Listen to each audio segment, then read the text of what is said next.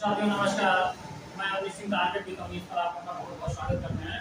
साथियों अभी हम दिल्ली सल्तनत में राजनीतिक भाग पढ़ा चुके हैं और अब हम आगे मुगल क्वेश्चन आंसर के रूप में पढ़ाएंगे, क्योंकि पेट एग्जामिनेशन बहुत ही करीब है और पेट की नजरिए से आज हम पढ़ाना चाह रहे हैं क्वेश्चन आंसर करा के मुगल और उत्तर मुगल, और जल्दी से हम जो मॉडर्न हिस्ट्री खत्म करके और ज्योग्राफी और पॉलिटिकल साइंस जल्दी जल्दी खत्म करके और प्रैक्टिस सिलेबस को जल्दी ही हम जो है कंप्लीट सिलेबस पूरे हम करेंगे। तो बहुत ही इंपॉर्टेंट, बाबर सबसे पहले मुगल साम्राज्य की जब स्थापना होती है तो जिसमें बाबर भारत में आता है, बहुत ही महत्वपूर्ण रोल बाबर का होता है। बाबर मध्य एशिया से आता है और ये भारत के राजा और कुछ ऐसे लोग, इब्राहिम लोदी के आमंत्रण पर भारत पर आक्रमण करता है और भारत पर आक्रमण करने के बाद यह चूंकि मध्य एशिया में सैलानी खां से आ जाता है और सरे हिंद के युद्ध में आ जाता है, तो हारने के बाद वो भारत पर आता है और इसके पिता उमर शेख मिर्जा जो कि फरगना के जो है रानी होते हैं, और ये जो है इसकी माता का नाम था और ये 1483 में 14 फरवरी और 1483 में बाबर का जन्म होता है और इनके पिता बहुत ही आयु में मृत्यु हो जाती है। 11 वर्ष की अवस्था में ही ये फरगना के जो है शासक बन जाता है बाबर, और उसके बाद वो कई युद्धों में हरा के और आगे भारत पर मुगल साम्राज्य की स्थापना करता है। जिसमें आज हम पहला सवाल जो करेंगे, सबसे पहले तो मुगल बाबर 1526 से 1530 तक भारत में जो है यह रहा है और भारत में इसका नाम जहीरुद्दीन मोहम्मद बाबर था। कई एग्जाम में होता क्या है कि जो आता है नसीरुद्दीन और जहीरुद्दीन, तो जहीरुद्दीन जो है बाबर के लिए कहा गया है, जहीरुद्दीन बाबर के लिए कहा गया है, तो ये बहुत ही इंपॉर्टेंट है। और उसके बाद पहला सवाल है, बाबर को सरेपुल के युद्ध में किसने पराजित किया, तो आंसर आएगा सैवानी खां।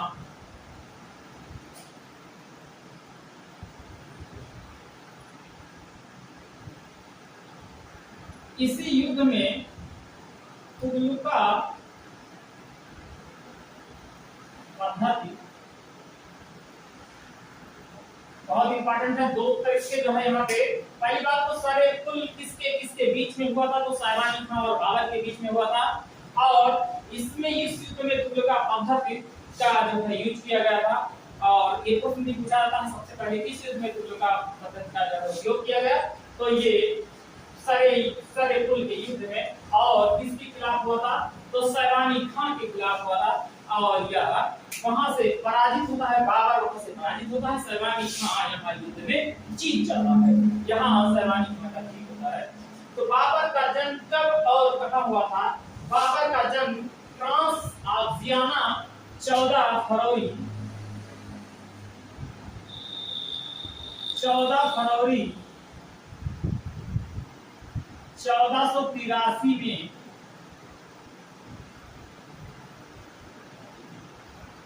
ट्रांसआक्सियाना फरगना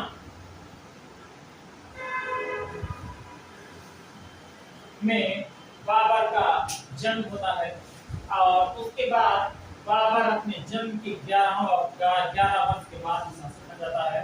फिर पानीपत का प्रथम युद्ध कब हुआ और किसके बीच में हुआ, हालांकि बाबर जब आता है यहाँ पे तो कई युद्ध होते हैं, जिसमें हम नीचे भी मिलाएंगे, पानीपत का युद्ध, खानवा का युद्ध, घाघरा का युद्ध, चंदेरी का युद्ध, ये सब युद्ध होते हैं, लेकिन सबसे इंपॉर्टेंट, बहुत ही इंपॉर्टेंट परीक्षा की दृष्टि से पानीपत का युद्ध बहुत ही महत्वपूर्ण है। तो पानीपत का प्रथम युद्ध और पानीपत का द्वितीय युद्ध और पानीपत का तृतीय युद्ध, तीनों बहुत इंपॉर्टेंट हैं।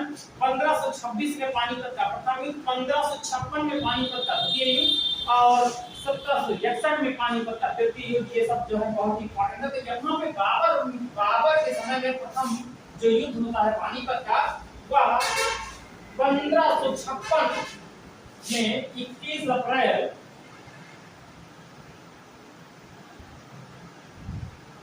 1556 21 अप्रैल 1556 में ये पानीपत का युद्ध होता है। और पानीपत का युद्ध इब्राहिम लोदी और बाबर के बीच से होता है। पानीपत का युद्ध बाबर और इब्राहिम लोदी के बीच में होता है। बहुत ही इंपॉर्टेंट ये बात है, यहाँ पे लिख दे रहे हैं बाबर ये इब्राहिम लोदी। बाबर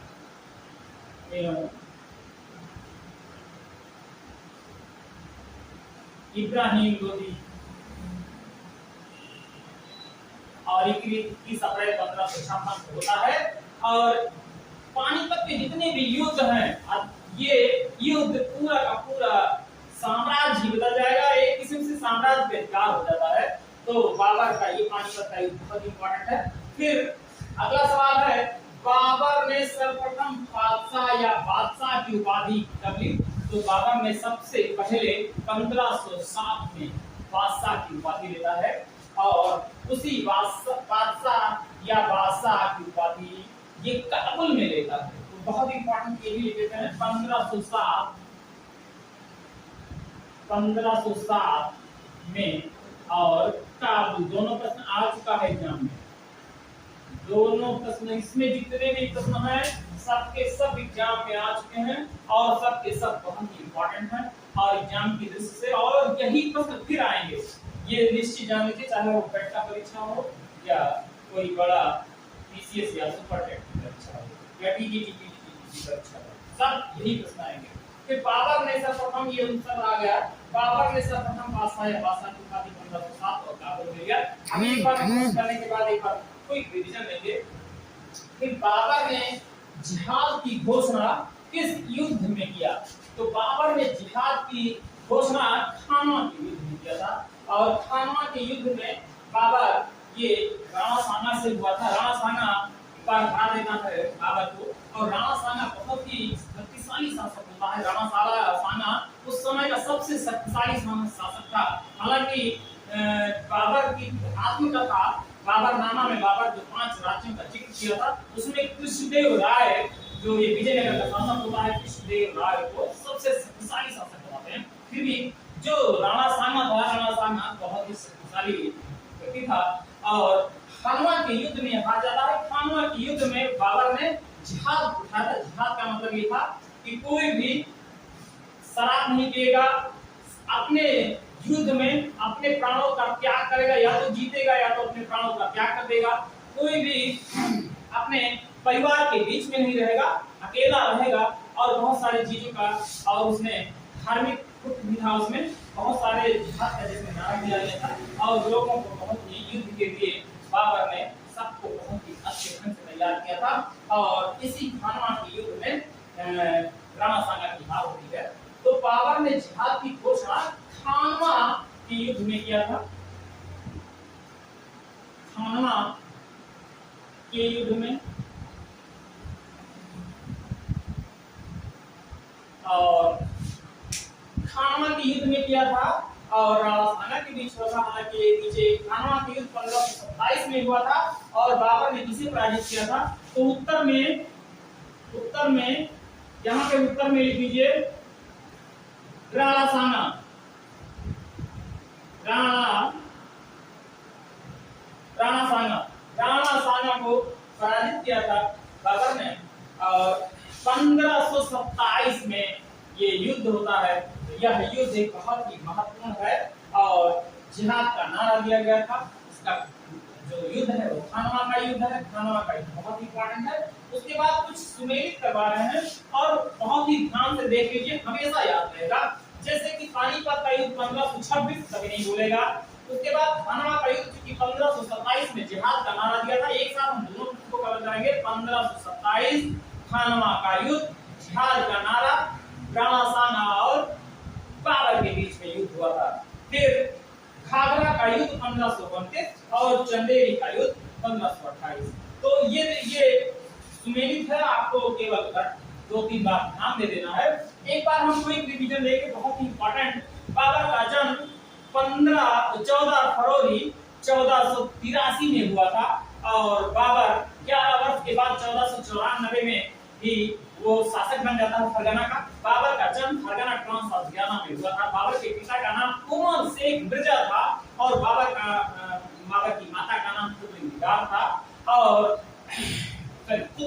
कुतुब निगार था और जहीरुद्दीन बाबर का नाम जहीरुद्दीन था। यानी आप याद कर सकते हैं कि जहर अन्य भारत में जहर आया था, यानी कि जहर का बोलबाला, हालांकि ऐसा बात नहीं है क्योंकि कोई भी शासक के विषय में हम ऐसी बात नहीं कर सकते। याद करने का नजरिए के हिसाब से मैं आपको बता रहा हूँ, याद करने के लिए बता रहा हूँ और कोई बात नहीं। जहीरुद्दीन नाम था और फिर बाबर का जो युद्ध, बाबर सरेपुल जो ये मध्य एशिया में पड़ता है और इस युद्ध में सरवानी खान बाबर को हरा देता है मध्य एशिया में और बाबर को मजबूर होकर भारत की तरफ बढ़ना पड़ता है और बाबर को आमंत्रण भी भारत से मिलता है। तो और बाबर का जन्म जो हुआ था मैं बता ही दिया और पानीपत का प्रथम युद्ध जो हुआ था वो बाबर और इब्राहिम लोदी के बीच में हुआ था। 15 अप्रैल 1526 में हुआ था पानीपत का प्रथम युद्ध। बहुत ही महत्वपूर्ण है, खबर का एग्जाम में आया भी है। बाबर ने सर्वप्रथम बादशाह या बादशाह की उपाधि 1507 में धारण करता है और काबुल में धारण करता है, ये भी याद रखा है। और बाबर ने जिहाद की घोषणा किस युद्ध में किया? तो खानवा के युद्ध में बाबर जिहाद की घोषणा करता है और जिहाद में बताया भी था। और खानवा के युद्ध कब अगर आया तो 1527 में हुआ और बाबर ने किसे पराजित किया? तो राणा सांगा को पराजित किया। तो ये इतना जो है एक दिन में हम इतना कराते हैं, करा लिए हैं। पानीपत का युद्ध 1526, खानवा का युद्ध 1527, घाघरा का युद्ध 1532 और चंदेरी का युद्ध 1527। साथियों अभी इतना थोड़ा करके हम बहुत ही जल्दी मुगल क्वेश्चन आंसर के रूप में खत्म करना चाहेंगे और टेट एग्जाम के पहले बहुत कुछ आपको हम इस वीडियो के माध्यम से देंगे और इससे पहले काफी कुछ वीडियो हमारे इसके चैनल पे पड़े हुए हैं और हम अच्छे कॉन्सेप्ट के हिसाब से आपको वीडियो बनाते हैं। आज का जो था क्वेश्चन आंसर के रूप में हम कराना चाहते हैं क्योंकि टेट का एग्जाम बहुत नजदीक है, इस नाते हम क्वेश्चन आंसर के रूप में भी देंगे और आपको जितना हो सकेगा जिस भी विषय में हम बताएंगे। तो राजनीतिक, पहले हम राजनीति के इतिहास को देख लेते हैं और राजनीति के इतिहास जो एग्जाम इस समय बन रहे एग्जाम जो एक ही दिन में होते हैं उसमें ज्यादातर राजनीति के इतिहास से प्रश्न होते हैं और जो आर्थिक और सामाजिक दृष्टिकोण से जो प्रश्न बनते हैं वो मेंस या उसके दृष्टिकोण से होता है। तो साथियों अगर आपको ये वीडियो पसंद आया हो तो साथियों जरूर लाइक करिए और सब्सक्राइब करिए और साथियों नमस्कार, जय हिंद।